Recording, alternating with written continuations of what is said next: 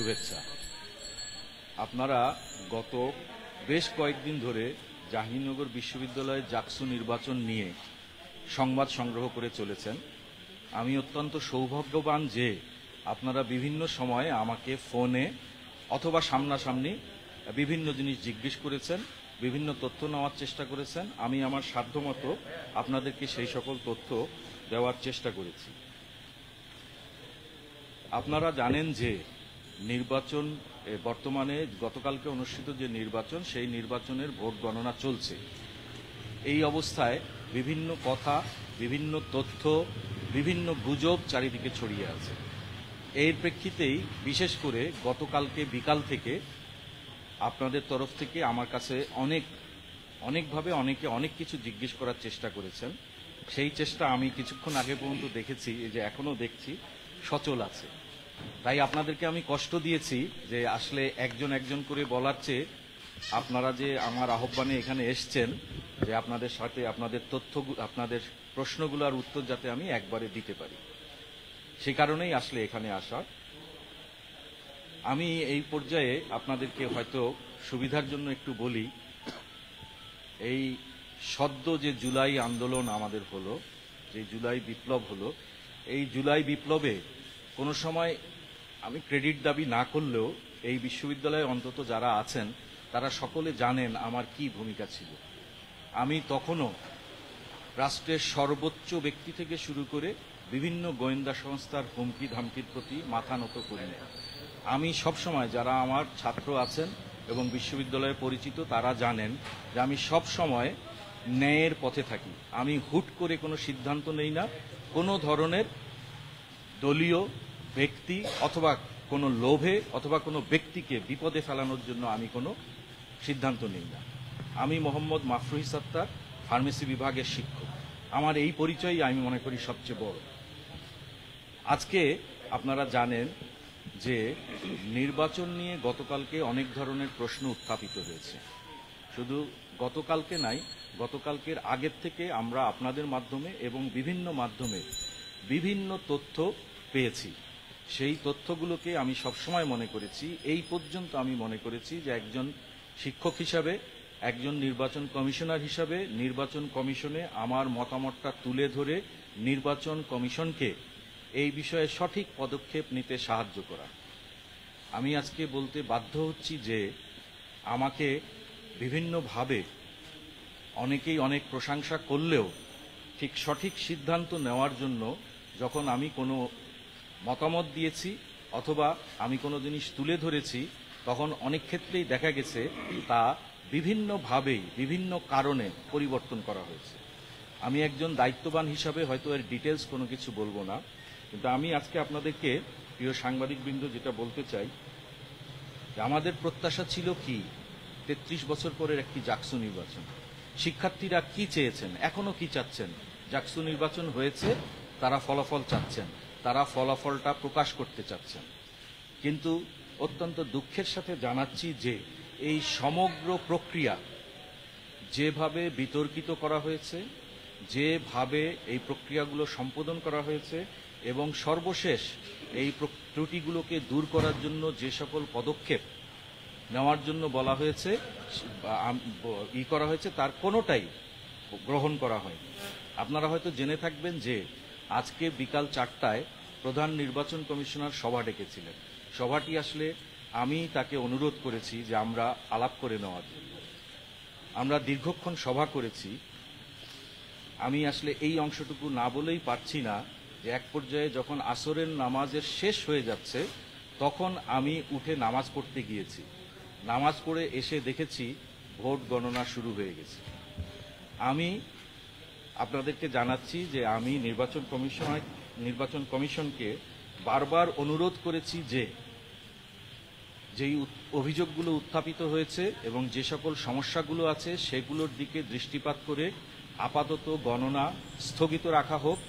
দ্রুত সময়ের মধ্যে এ সকল সিদ্ধান্ত গ্রহণ করে শিক্ষার্থী সহ সারা দেশ যেই বিষয়টি যেই দিকে চেয়েছিল একটা সুষ্ঠু স্বচ্ছ জাকসু, সেই দিকে আমরা এগিয়ে যাই। কিন্তু আমি তাতে ব্যর্থ হয়েছি। এই ব্যর্থতার দায়ভার আমাকে গতকালকে থেকেই, তার আগেও ছিল, গতকালকে থেকেই আমাকে পীড়া দিয়ে এসছে। সেই জন্য আমি এখন বাধ্য হয়েছি। আমি অনেকগুলো অনিয়ম দেখেছি, অনেকগুলো মারাত্মক রকমের ত্রুটি দেখেছি, যেই ত্রুটিগুলো আসলে পুরো নির্বাচন প্রক্রিয়াটাকে প্রশ্নবিদ্ধ করেছে। এরকম পরিস্থিতিতে আমি নির্বাচন কমিশনের সকলে এই বিষয়ে যেটা বলবো যে একমত পোষণ করলেও বিশেষ কিছু কারণে তারা আমার যে মতামতটা, এই মতামতটা গ্রহণে অপারগতা প্রকাশ করেছে। সেই কারণে আমি নির্বাচন কমিশনের ওই সিদ্ধান্তে, যখন আমি আসরের নামাজ পড়ে এসে দেখেছি যে আমি আমার মতামতটার বিষয়ে সুরাহা না করেই ফলাফল গণনা শুরু হয়ে গেছে, তখন আমি এই বিষয়ে প্রধান নির্বাচন কমিশনারকে আমার যে দ্বিমত, সেই দ্বিমতটি লিখিতভাবে জানিয়ে এসেছি। সময় খুব কম হওয়ার কারণে এই রকম পরিস্থিতিতে আমার পক্ষে নির্বাচন কমিশনার হিসেবে দায়িত্ব পালন করা সম্ভব নয়। সেই কারণে আমি নির্বাচন কমিশন থেকে পদত্যাগের ঘোষণা দিচ্ছি। আমি অতি দ্রুত এই সংক্রান্ত যে লিখিত বক্তব্য তা আপনাদেরকে এবং নির্বাচন কমিশনকে জানিয়ে দেব। ধন্যবাদ, আপনারা কষ্ট করে এসেছেন। স্যার, আমাদের প্রশ্ন আছে, আপনাদের অভিযোগগুলো কি ছিল এবং আপনি কি মতামত দিয়েছেন? যে মতামত তারা গ্রহণ করেনি এবং আপনি লিখিত কি বলেছেন? যেটা আপনি বলেছেন খোলামেলা কথা বলবেন, এটি জানিয়েছেন। অভিযোগগুলো কি ছিল, কি মতামত দিয়েছেন? আমার মনে হয় একটা উনিই বলে ফেলেছেন যে আমি মতামত দিয়েছি যে নির্বাচন সম্পর্কে যেই সকল বিষয়গুলো উঠে এসেছে সেগুলোর কারণে নির্বাচনের ফলাফলটা, আমি কিন্তু এটা এখন বলিনি, গতকালকে বিকাল থেকে বলেছি, ঠিক আছে, নির্বাচনের ফলাফলটা, এই নির্বাচনের গণনাটা স্থগিত রাখার জন্য বলেছি। আর আপনি যেই প্রশ্ন করেছেন তার অনেকগুলো আমি ন্যায্যতার স্বার্থে পুরোপুরি এইভাবে হয়তো বলবো না। আমি বলবো যে আপনাদেরও হয়তো কিছু ত্রুটি আপনারা দেখেছেন, যেগুলো আপনারা আমাকে বিভিন্ন সময় প্রশ্নবাণে জর্জরিত করেছেন। সেই ত্রুটিগুলো আমি তখন বলেছি যে আমরা দেখছি। তো আমি ব্যর্থ হয়েছি, ব্যর্থ হওয়ার কারণেই, এবং আপনাদের অনেকের উত্থাপিত অভিযোগগুলি সঠিক ছিল। আমার কাছে যদি মোটা দাগে বলি, আমার কাছে মনে হয়েছে নির্বাচনের পরিবেশটা, লেভেল প্লেইং ফিল্ড যেটাকে বলে, সেটা সঠিক ছিল না। যেটা অর্জনে আমরা যেটা অর্জনে ছিল না কেন, কেন মনে করছেন? আচ্ছা, যদি আমাকে বলতে দেন আর কি একটু। আচ্ছা, লক্ষ্য করলে দেখবেন যে আমি একটু বলেন। গত কয়েকদিন ধরে কিন্তু আমি এই বিষয়ে কোনো মন্তব্য করি না। হ্যাঁ, আর যেই প্রশ্নটা বলেছেন যে শেষ মুহূর্তে এসে কেন আমি বললাম, আসলে আপনারা কথাটা ঠিকই বলেছেন যে আপনি এই মুহূর্তে এসে বললেন কেন। দেখেন, আমরা সবাই কিন্তু মানুষ, তাই না? আমাদের সবসময় একটা আশা থাকে। আশাটা থাকে কি, একটা জায়গায় হয়তো আমরা একমত হব, আমরা হয়তো সবকিছু কি করতে পারবো, দূর করতে পারবো। যখন সেই জায়গাটা চলে যায়, প্রত্যেকবারই মনে করেছি, কিন্তু এই যে এখন বলছেন যে কেন এই মুহূর্তে বললেন, তাহলে আমাকে হয়তো আগামীকালকে বা পরশু বা যখন ফল প্রকাশ করা হবে তখন আপনারা বলতেন যে কেন ফল প্রকাশের আগে আপনি এটা বললেন না। আমি মনে করি যে আমি হয়তো দেরি করেছি, সেই দোষ আমার, কিন্তু আমি মনে স্যার, আমরা স্পষ্ট জানতে চাচ্ছি যে অভিযোগগুলো কি, ত্রুটিগুলো কি, এবং আপনি কেন বলছেন যে ভোট স্থগিত রাখার জন্য, ভোট গ্রহণ স্থগিত রাখার জন্য? একটু ক্লিয়ার করবেন। এইবার একটা খুব সুন্দর প্রশ্ন আসছে, তার আগে আমি উনার প্রশ্নটার উত্তর দিয়ে দিই। সেটা হচ্ছে যে আমি যেটা বলেছি স্পষ্ট, একটা একটা করে আমি বলবো না।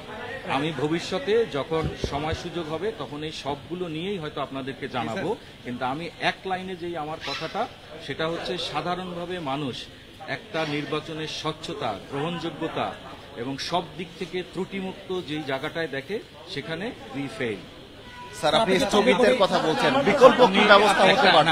আপনি নিশ্চয়ই স্যার কোনো বিকল্প ব্যবস্থার কথা ভেবেছিলেন। উনি প্রশ্ন করেছেন, সেটার উত্তর দিয়ে নেই। উনি বলছেন যে আমি কি কোনো চাপের মুখে পদত্যাগ করেছি কিনা। আমি এবার উল্টাটা বলি, আমি চাপের মুখে পদত্যাগ করি নাই, কিন্তু গতকালকে বিকাল থেকে আমাকে চাপ দেওয়া হয়েছে যাতে আমি পদত্যাগ না করি। হ্যাঁ, এমনকি বিভিন্নভাবেই আমাকে চাপ দেওয়া হয়েছে যাতে আমি অন্তত মেনে নিই। কিন্তু আমি প্রথমেই বলেছি যে আমি কখনো কাউকে ভয় করি নাই। এখনো ভয় করব না, ঠিক আছে। আমি আমার কাছে যেটা সঠিক মনে হয়েছে আমি সেই সিদ্ধান্ত নেব। স্যার, ভোট গণনা স্থগিত রেখে বিকল্প কি ভেবেছিলেন আপনি? ও ভোট, এটা অনেক সময় হয়ে থাকে। সরি, উনি প্রশ্ন করেছেন যে বিভিন্ন সময় যদি বিভিন্ন অভিযোগ আসে, নিয়মই আছে খুব দ্রুত সেই সমস্ত অভিযোগ আমলে নিয়ে ভোট গণনাটা আপাতত স্থগিত রেখে সিদ্ধান্ত গ্রহণ করা হয়। এটা হয়তোবা খুব কম সময়ের জন্য, কিন্তু কথা হচ্ছে এটা কখনোই করা হয় না। আপনার বিকল্প কোনো সিদ্ধান্ত ছিল? ওই যে অবশ্যই যে আমরা সিদ্ধান্ত নিব, তাই না, যে আমাদের কি কি অভিযোগগুলো এসছে, সেই অভিযোগগুলোর বিষয়ে আমাদের কাছে কি কি মানে কি কি প্রসঙ্গ, সেগুলোকে আমরা সলভ করে তারপরে। মতের প্রতিফলন হয়নি এখানে, মানে ভোটে যেটা করেছে সেখানে কি ছাত্রদের মতের সঠিক প্রতিফলন হচ্ছিল না? ভোটের ফলাফল যেহেতু ঘোষণা হয়নি, অতএব আমি মনে করি প্রশ্নটা প্রিম্যাচিউর।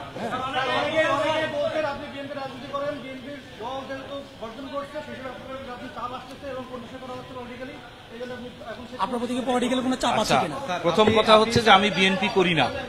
হ্যাঁ, এটা আসলে বাংলাদেশে প্রচলিত একটা ভাষা।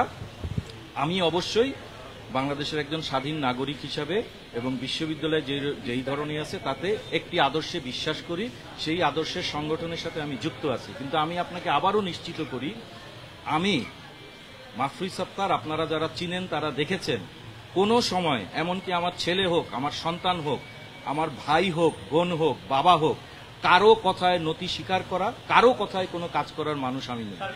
ধন্যবাদ। আমি বোধহয় আপনার প্রশ্নের উত্তরটা একটু আগে দিয়ে দিয়েছি। জি,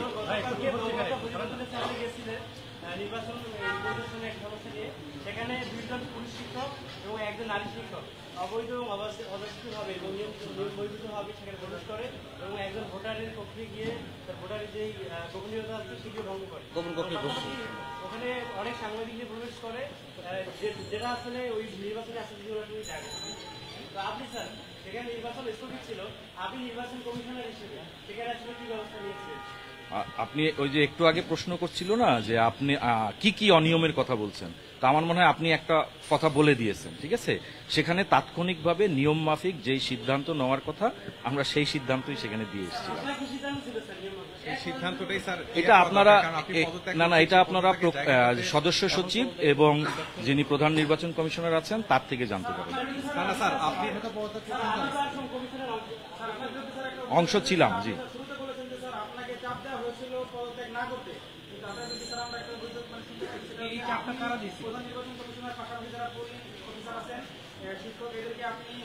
আচ্ছা, এই প্রশ্নটা না আমাকে আরো কয়েকজন সাংবাদিক করেছে। হ্যাঁ, তা আমি তাদেরকে যেই উত্তর দিয়েছি আপনাদেরকেও একই উত্তর দেই।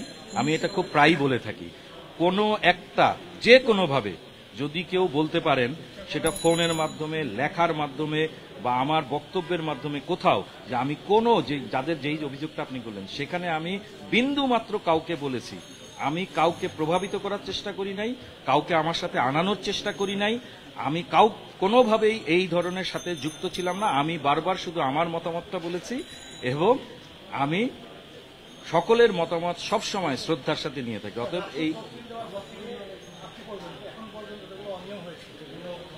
যেহেতু আমি পদত্যাগ করে ফেলছি, অনিয়মটা কি হয়েছে বলতে পারবো, আরো কোনো অনিয়ম থাকলে স্যার বলতে পারবো। জি জি জি, অবশ্যই এটা আমি শুরুতেই বলেছি। হ্যাঁ, আমি শুরুতেই বলেছি, আমি এই কথা, এটা যদিও তখন বলতে চাই নাই, এই কথা কিন্তু আমি মিটিংয়ে বলে এসেছি, ঠিক আছে। এবং যেই প্রসঙ্গগুলো বলেন সেগুলো আমি সংশ্লিষ্ট প্রশাসনকেও মৌখিকভাবে বলেছি, ঠিক আছে, যে আমি এই দায় নিতে পারবো না। সহজ কথা একদম। আচ্ছা, আপনারা অনেকে বলছেন যে অনিয়মগুলো বলার জন্য। হ্যাঁ, অনিয়মগুলো হয় কি, যেহেতু এগুলা উত্থাপিত হয়েছে কিন্তু এগুলার ব্যাপারে কোনো সিদ্ধান্ত হয়নি, তাহলে এটা এক ধরনের কিন্তু থাকে, যে এক ধরনের নিয়ম কিন্তু, আইন কিন্তু আছে যে প্রকাশ্যে সেগুলা না বলা। অনেক ধরনের ইস্যু কিন্তু এখানে আছে, তো সেগুলো যখন উপযুক্ত সময় হবে আমি অবশ্যই আপনাদেরকে জানাবো। এটা আপনি একটা প্রশ্ন করেছেন, আসলে এই প্রশ্নটা করে আপনি বোধহয় আমাকে একটু বিপদেই ফেলিয়ে দিলেন। সেটা হচ্ছে যে আমি বলেছি যে আমি গতকাল থেকে, আবারও বলি, আমি কিন্তু শুরুতে একটা কথা বলেছি, আজকেও যেটা হয়েছে যে আমি কমিশনকে অনুরোধ করে আজকে একটা সভায় বসার জন্য, মত বিনিময়ের জন্য, আমাদের সিদ্ধান্ত নেওয়ার জন্য বলেছিলাম। সভাটা কিন্তু শেষ হয়নি। আমি যখন আসরের নামাজ পড়তে গেছি তখন উনারা ভোট গণনা শুরু করে দিয়েছেন। এর আগেও যে ভোট গণনা শুরু হয়েছে সেই সিদ্ধান্তের সময় আমার মতামত নেওয়া হয়নি, যদিও আমি স্পষ্ট করে বলেছিলাম, বলে হয়তো আমি 10 মিনিটের জন্য ওয়াশরুমে গেছি অথবা কোনো একটা ব্যক্তিগত কাজে গেছি, যে আমি বলেছি যে আমার এই মতামত, কিন্তু সেই মতামতটা দেওয়ার পরেও দেখা গেল বা যেটা হয়েছে, সেজন্য আপনি যে প্রশ্ন করেছেন যে এখানে কি অবস্থায়, আমি যেহেতু অংশ স্যার, আপনার মতামত ছিলাম না দিলে না, বিষয়টা clear সেই হচ্ছে কারণে না। আমি মতামতটা কিছু কি এটা ছিল? বলতে পারছি, উত্তর দিতে পারছি। আপনার মতামতটা কি ছিল? এটা না দিলে তো আমরা ক্লিয়ার হতে পারছি না। ওই যে আমি বললাম যে আমি বলেছি কেন যে যে ভবিষ্যৎ সকল রাখার জন্য অভিযোগগুলো আরো আসছে, প্রশ্ন উত্থাপন করছে। কাজে আপনি আপনার দু একটা মতামত কি specific ছিল reason বলতেন যে কি মতামত কারণে তারা আপনি রাখে নাই? এমন কি বলছেন? মতামত ছিল যেটা তারা রাখে নাই? মানে একটা মতামত আপনি বলেন সব যে এটা ছিল যে যেটা তারা মানে- আপনার এমন কি মতামত ছিল যারা রাখে না, যার কারণে আপনি পদত্যাগ করছেন? একটা বলেন স্যার, না হলে আমি তো বলেছি, আমি বলেছি অস্পষ্টতা সৃষ্টি করে। একাধিক, ঠিক আছে, অস্পষ্টতা না, এটা ইস্যুটা হচ্ছে যে এমন কিছু বিষয় আছে যে আমি ইচ্ছা করলেও প্রেসের সামনে, আপনারা সেগুলো জানেন, অনেকগুলো জানেন, ঠিক আছে, আপনারা অনেকগুলো স্যার, আপনি জানেন। উত্তর একটা দেন। আমি শুধু একটা কথা বলি, খুব বড় না করে, যদি আমি নিজে এমন একটা জায়গায় মিথ্যা তথ্য দিয়ে নির্বাচনকে প্রভাবিত করার চেষ্টা করি, যেই জায়গাটা বাংলাদেশের সর্বোচ্চ, তবে আমি কি মনে করব? স্যার একেবারে যদি আমরা একটা জায়গায় থাকি যেখান থেকে আমি একদম স্টুডেন্টশিপ নাই, যেখানে ক্লোজিং